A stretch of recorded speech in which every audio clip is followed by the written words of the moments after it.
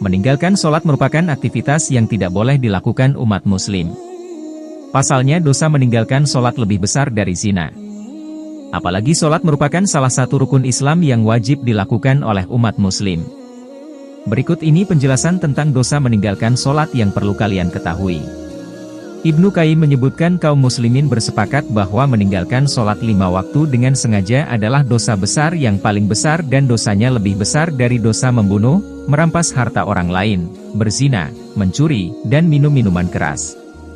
Orang yang meninggalkannya akan mendapat hukuman dan kemurkaan Allah serta mendapatkan kehinaan di dunia dan akhirat. Syolah, halaman 7. Dinukil oleh Az-Zahabi dalam Al-Kaba'in Sinyur, Ibnu Hazm berkata bahwa tidak ada dosa setelah kejelekan yang paling besar daripada dosa meninggalkan sholat hingga keluar waktunya dan membunuh seorang mukmin tanpa alasan yang bisa dibenarkan. Al-Kaba'in Sinyur, halaman 25. Para ulama sepakat dosa meninggalkan sholat lebih besar dari dosa berzina dan mencuri.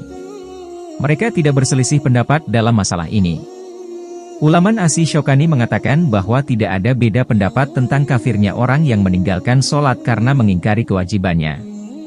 Namun apabila meninggalkan sholat karena malas dan tetap meyakini sholat 5 waktu itu wajib sebagaimana kondisi sebagian besar kaum muslimin saat ini, maka dalam hal ini ada perbedaan pendapat.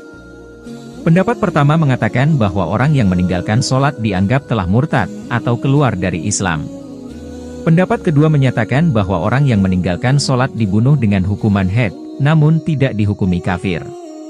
Pendapat ketiga mengatakan bahwa orang yang meninggalkan sholat karena malas-malasan adalah fasik, telah berbuat dosa besar. Dosa meninggalkan sholat menurut Al-Quran. Banyak ayat Al-Quran yang menerangkan dosa meninggalkan sholat. Allah Subhanahu wa Ta'ala berfirman, maka datanglah sesudah mereka, pengganti, yang jelek, yang menyia-nyiakan sholat dan memperturutkan hawa nafsunya, maka mereka kelak akan menemui al-ghoya, kecuali orang yang bertaubat, beriman dan beramal saleh.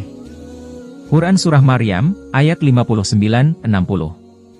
Ibnu Mas'ud menyebutkan bahwa goya dalam ayat tersebut bermakna sungai di jahanam yang makanannya sangat menjijikkan, yang tempatnya sangat dalam. Dalam ayat ini, Allah Subhanahu wa Ta'ala menjadikan sungai di jahanam sebagai tempat bagi orang yang menyiakan sholat dan mengikuti hawa nafsu. Seperti itulah penjelasan tentang dosa meninggalkan sholat. Semoga Allah Subhanahu wa Ta'ala selalu mengampuni dosa-dosa kita semua.